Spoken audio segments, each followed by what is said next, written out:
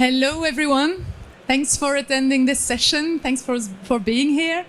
It's time to start. First of all, I want to thank you for coming. We're going to talk about how to harness the power of your data today. I hope you get to learn something. My name is Florence Tinekers. I'm currently Privacy and Data Governance Director at Approach Cyber. Approach Cyber, in a few words, is a 360 pure player in cybersecurity and privacy. We've been present for more than 20 years on the Belgian landscape. We provide security services, managed services, SOC operation centers. We provide a lot of things, but we're going to talk about that later. Now, today, we're going to focus on the topic of this session. Let me introduce Jeremy Agenet, my colleague. Jeremy has a strong track record in data security, being former co-founder of a company called Secubert that Approach acquired a bit more than a year ago. Jeremy joined Approach as a sales director and is still our data security solution lead. Without further ado, let's focus on our topic today. I think at a time where data is more and more enshrined in our day-to-day lives, into our products, into our services, marketing, IT, finance, data analytics, and our strategy is affected by data also. It is more than crucial to make sure that we treat this data the right way, that we do comply with applicable law, and that we do secure our crown jewels. So let's talk about that today. I'm going to walk you through the session's agenda. It's a very short one, so we're going to be quick. First of all, we'll have a quick overview of the latest data-related trends, what's happening out there, what are the latest threats and tendencies, and what are the legislations that are applicable to data. Quick overview, just to set the context. Second of all, we're going to deep dive a little bit into privacy.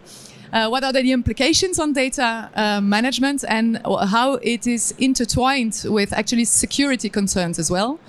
Then we'll move to some questions. We hope you can get away of this session with something really useful for you, for your company, on a day-to-day basis. So Jeremy's going to share the most important questions that you have to ask yourself when it comes to the use of data inside of your company, inside of your institution.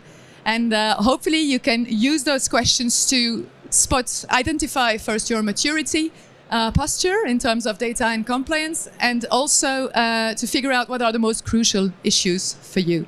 And then we'll finish with probably the most important thing of this session today, operational plan. We'll walk you through the different steps to how to operate that and how to take the more advantage of your data. So now I'm going to leave the floor to Jeremy, who's going to start with the latest data-related trends. Thank you, Florence. Yes, okay. Thank you, Florence, for the introduction. Good afternoon. As I said, Florence said, my name is Jeremy Agenet.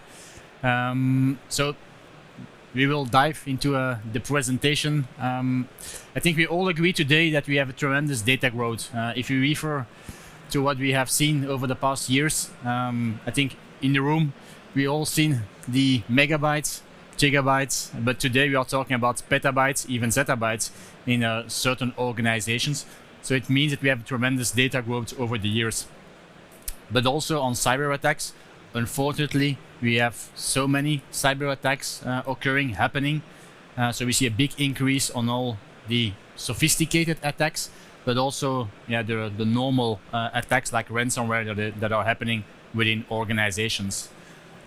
Now, we also have regulations, and we see more and more regulations. It all started a few years ago with GDPR. However, today a few new regulations are ahead of us, like NIS2. We also have the AI Act upcoming. So a lot of new regulations coming up, and they are all demanding quite a lot of efforts of us. Now today we also see an involvement of the board. More and more questions are rising up at board level for different reasons, but in the end the most important one is value. Data is important, that's what we will discuss today, but for them it's also kind of a risk that needs to be mitigated. Luckily we have more and more adoption and standardization. I remember when I stood here 12 years ago in the same theater, I had to discuss what's the benefit of having additional security next to an antivirus, and see us today in a room, complete different message, a lot of more maturity, and we are focusing on much more security. Again, the regulations are there, but as I said, more regulations to be there, like NIS2, data AI, a lot of regulations that we will need to comply with. I think it's fair to say that our world is more reliant on data than ever. Everything is now based on data, and every company is based on data. Unfortunately, we also have what we call the talent scarcity, war on talent. For us as a consultancy company, it's also quite difficult to find the right talent. Not only as a consultancy company, but also our customers. We are all facing the same challenge. Now, if you have a look on the security vision that we had in the past, we were focusing on a layered security approach. We had, like I said earlier, antivirus and so on. Now we have EDR, XDR, you name it. They were focused on endpoints. Before that, it was focusing on workstations. We went up to endpoints. We have specific security on Active Directory. We are all using mobile devices that are handling company data, confidential data, so security on the mobile devices. But also the perimeter, important. We have built walls around the company, around the organization, but thanks to COVID, if we can say, we went all outside the perimeter, so we had to adapt the security. But in the end, it remains as a layered security approach. And the issue with a layered security approach, it is limited or not communicating with each other, and that makes it very difficult. And how to illustrate it better than what I just said is with ransomware. We have implemented a lot of security, but in the end, we still have ransomware popping up, and we are illustrating it based on ransomware. It's not to scare everyone out here, but in the end, it's just illustrating the use case that we have today. And you see over the years what has been changing. That being said, it's really always about the data. If you take the example of a ransomware, it's first to have some damage on your data, to encrypt your data, to hijack your data. But on the other side, they are exfiltrating the data out of the company, and then they will use extortion of your data. So what's the key message? It's all about data. And that is clear when we are illustrating the use case based on a ransomware. Now, another challenge that we have is we are using a lot of platforms. We were using on-prem file servers, storage, SharePoints, collaboration platforms, all internally. Now, over the years, we have been using more and more cloud platforms, SaaS platforms, Google, Microsoft, AWS, Salesforce, all platforms where we store our data. Is that data stored in Belgium, in the US, in any other country? There are questions that we need to address, which we will come back later on. But here what we are mentioning is that in the end you have the on-prem, you have the cloud, you have software as a service platforms. These platforms host data, and it's also difficult to let them communicate with each other and have a holistic view on what's happening with your data. But imagine, what if security started with data? So we have to identify the data. It's like everything, like an assessment. We need to know what's living within the company. What do we have factual based? Detecting, so we need to monitor, we need to have a look what's living in my company, who is using the data, do we have any abnormal behavior, anomalies, etc. But also on the prevent, I think that's something we learned quite a lot from the GDPR perspective, is we need to make sure that the right people have access to the right data. And that's something that we need to sustain. We need to do it automatically. It's not a one-man show, it's not a one-time project, it's something that we have sustained in time. There are many questions that are rising up, and it's just to share which are the questions that you need to ask yourself. And it's really meant to reflect on the questions, to see how can we address these questions and how can we solve them. So the first one, is my data at risk? I think it's a question that is now very important within companies. Is my data at risk? Where is my sensitive data residing in my company? Who has access to that data? And what are they doing with it? We see quite a lot of global risk, people that has way too many access within the organization. How can we reduce that without breaking it, obviously? So to resume, is my data at risk? But also, can I detect a breach? Today we have insiders, we have malicious people, malicious organization, states that are affecting companies. So can I detect abnormal behavior within my company? Can I detect threats?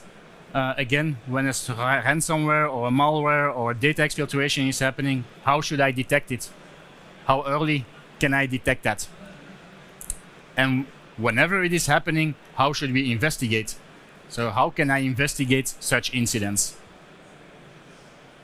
Am I compliant? I think today, very important, certainly with NIS2, Data AI Act that are coming.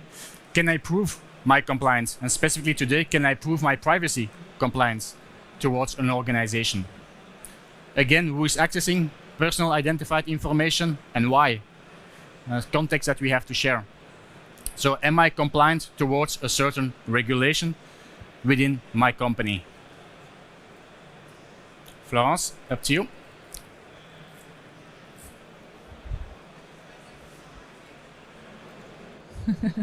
Thank you. Thank you, Jeremy.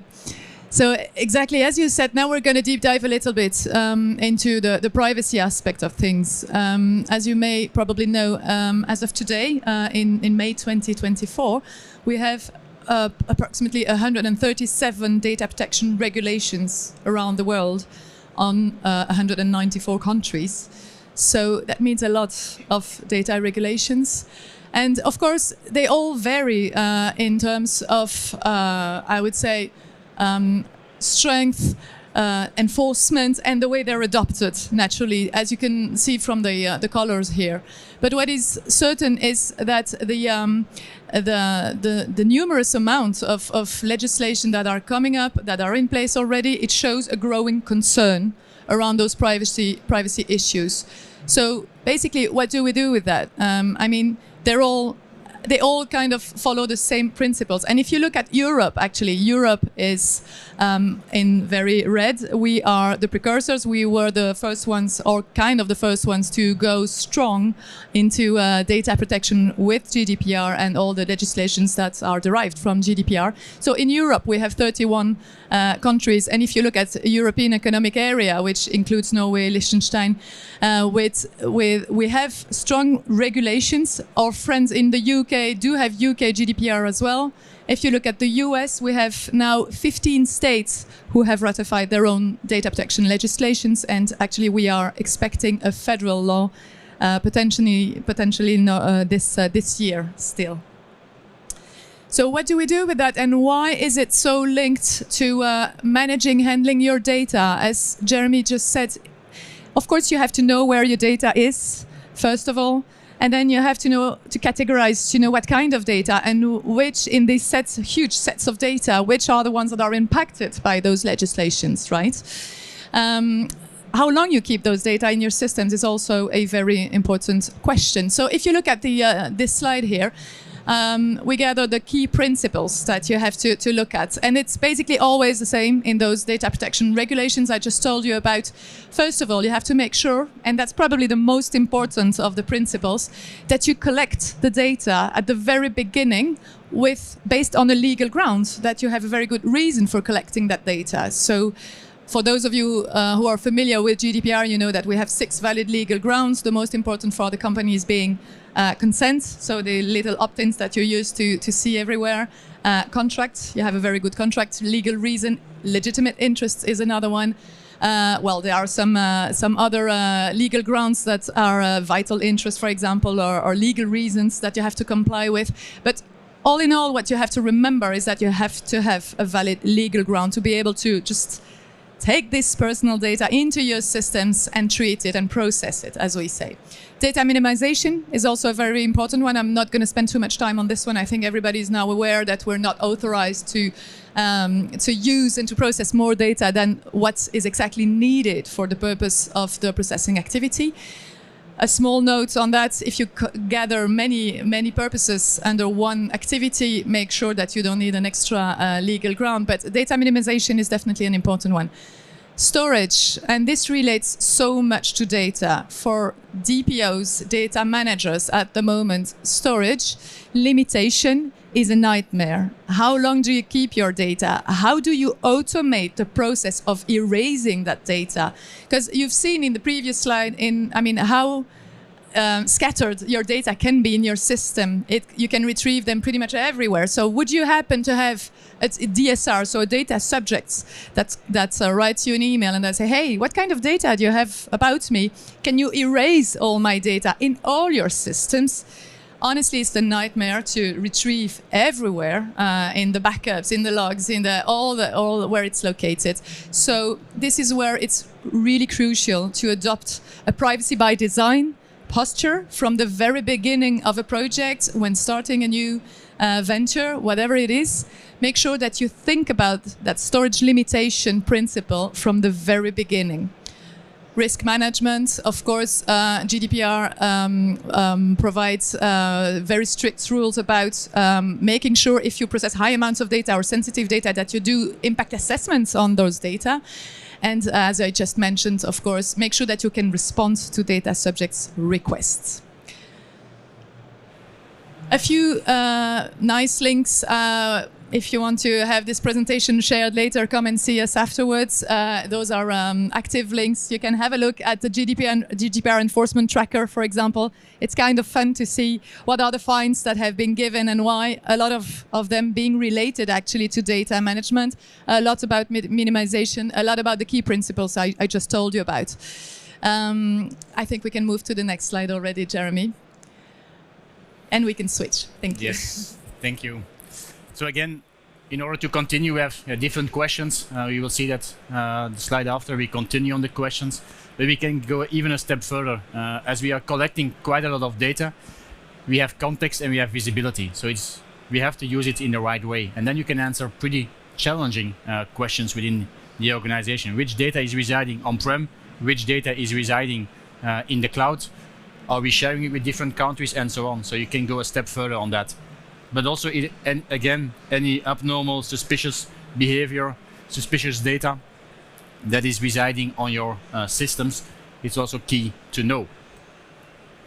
Who's using which device? It's not only based on data, but we can also go a step into the devices. Who is using which device? Very useful to know. But also modern regulations are there. And they are also rising up some new questions. So how is the regulated data being processed? Florence just mentioned quite a lot of rules. How do we process? How do we deal with it? A lot of information can be responded by that question within your organization. Now, what's important as well, it's not only managing the data, but it's also to reduce the blast radius within a company. And then we are more referring to the attack surface of a company or an organization. But by reducing the access, by making sure that the right people have access to the right data, we reduce the blast radius. And it will slow down the attackers because it's much more difficult for them to have access to your data. They have to invest more time, and by default, they don't. They spend their time quite efficiently, and if it's way too difficult, they go just to another account and they try and they try. So it's something that we have to slow down and to reduce the access. Which also important is to reduce the damage. If it occurs, if it's well managed, well, the recovery time is much more easier. And that's what we are referring over here. In the end, we need to make it easy for everyone. Whenever it hits you, we need to recover. And then again, new questions are rising up. Sometimes we are called to intervene whenever there is a cyber attack, and then these kind of questions are popping up, like, we have been hit by a cyber attack. I have confidential data, I have personal data, I need to identify the Belgian institutions, Luxembourg, France, Germany, you name it. But all of that data is different to country, and sometimes it's quite difficult for them. And remember, you are limited in time. So it's also a time constraint that you have. Everything needs to go fast, which makes it again very complex. But luckily there is an operational plan where we can help you, where we can assist, where we can guide you towards this process. We divide it in 4 categories, and the first is to enable. So we need to have the visibility within your organization. You as a CISO, as a data manager, as a DPO, you need to base, let's say, your decisions on what you have within the company and what you have as data in your environment. So it's mapping the full environment that you know that data, that sensitive data, that confidential data is residing in my company. By doing that automatically. So we are not asking a user to classify the data manual, and we will count on that. Obviously, it's already a good start, but if you can automate it, you can leverage on that and you can work together. Important link is towards the data collection and data minimization that we have. If you do that, you can easily respond to that question. As soon as you have mapped the full environment and you know what you have as data, you can do it risk-driven. So that means that you can prioritize within the organization. You know where you need to look at. Obviously, we will work on the higher risk. I think that's the more efficient way to do so. But for that, you need to collect and you need to know what is going on within the organization. The second phase is learn and tune. So here we're going to use technology. So we are working with different key technology partners to assist us to respond to this question. And the technology will help us, will automate, will provide much more context, much more visibility to assess, to assist in these questions that we all have in the end. So it will also tailor the dashboards, we'll tailor reporting, we will automate reporting, we try to get rid of a lot of manual work. If it is for GDPR, for ISO, for NIST, we have a lot of assessments to do, a lot of reviews to do. So it's something that we can automate quite easily. And that's something that we can leverage based on the technology that we are using. But also to share the context with service providers like a security operations center or a SIEM or an ITSM tool, but also on what we have is the data subject access request. If we can help in that, yeah, we need to use again that context to leverage on the data subject access request cases. Let's jump to the third part, the remediate. That's the more technical part. So here it's really to help the technical teams to remediate and to make sure that on the technical side everything is well set within the environment. Is to remediate the risks. So we have prioritized. So we know what we need to address. So there we can help and provide visibility to technical teams. Where should you remediate? Where should you take actions in order to have less access, reduce damage, slow down attackers, and so on. But also harden your Active Directory. Identities are also key, are working together with data. So it's not that because you're securing data that we have to forget identities. Everything is connected, everything is interconnected. So you should also have a look to your Active Directory in this case. But also ease your data protection impact assessments. Again, long projects, sometimes quite complex. Again, the questions that we have can easily help us to respond to the DPIAs that we have to fill in. And also automating limitations or automating data retention. Today, we can classify data, we can do it automatically. If we find confidential data or secret data or personal identified data, we can automatically move it, we can automatically migrate it and perform data retention. As Florent said, we have different regulations where we need to comply with it. We have to get rid of the data for a certain time. It's something that you can automate. And the last one is to align. In the end, it's important to have a link with the business, with risk, with management, with board. We see more and more questions that needs to be shared for different reasons. So use it track, measure, improve, all important steps to go ahead. It's, as we said, it's not a one-time project, it's a long-term project, a continuous project, and also we need continuous improvement. So we need to follow up and we need to share. Again, the context that we have can be shared with the business. And as every project, we need to ensure success. Important to guarantee your success, improve, integrate with other aspects. Also integrate data security and privacy by design in all projects. As we have the data, as we have the visibility, use it because it's there. It's fairly easy to take it with you. As we're gonna share the presentation, you can find a summary of the operational plan. We have a slide customer case, which I already shared a few words. I think we are quite on time, so we can spend maybe a minute or two on the case.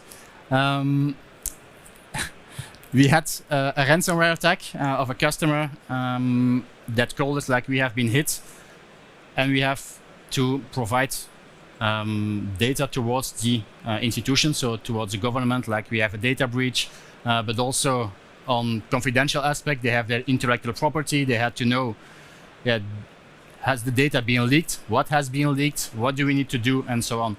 So all the questions and the operational plan can also be used in critical moments whenever you are hit by a ransomware or a cyber attack in the end, where you have the data leakage that might happen. It's very useful to know. And just to give you some insight, that can be done in hours. In this case, we took a few days, but in a few days we had done a full mapping, a full automatic classification of the data. We could easily report to legal guys like, this is the data you have in Belgium, this is the data you have in France, this is the data you have in Germany. Pay attention, that's something you need to report to the German. This is something you need to report in France, and so on. So legal was in the end happy, if I may say, because they had facts that they could share with the institutions, and everything was in the end also with a time constraint, because you have to do it within 72 hours for different countries. So very important. Important topic is that you can do it in 2 times. So you have, as I said, the 72 hours. So there you can share the first results, then you can fine tune, but everything is done in the end in 1 week. And that's something that is very useful for organizations, certainly when you are in a kind of a crisis where you need to recover. Now a small word on delivering cyber serenity to society. We added that slide because our mission is delivering cyber serenity to society. And I think it's not well known within the theater, but Approach has been developing It's Me. So the front end and back end development is done by It's Me, by Approach, for It's Me, which is Belgium Mobile ID. But just to share, because we want to work on our brand, we want to work on our recognition. It's something that is well worth to know that we are behind It's Me. And it's also something that we're also doing towards society, to citizens, delivering cyber serenity. We are all using it. Now it's working quite well today, so we are happy with that. Florence, do you want to mention something on that? If I may have a mic. All right, thank you. Yeah, just we put It's Me as a nice example here, but we are active in all the very important pillars of the society, of Belgian society, and hopefully abroad. We're helping job seekers. We're helping Ministry of Defense, NATO. So we've been very involved into this, and this is what makes us happy when we wake up in the morning. Honestly, we're very happy. We can do the same, and we already do the same for private companies with the same logic. Our purpose and our goal is really to help you focus on your business, and we deal with the rest, and you can sleep happily. So thank you for attending today. I think we're reaching slowly the end of the presentation. We have a lot of examples, a lot of things that we can show you. But basically, I hope you learned something today about how to deal with your data, to harness the power of your data. And feel free to come up and visit us at our booth that is right behind there with 29. If you have any questions, we are very, very happy to help you. Have a great event today. Thank you.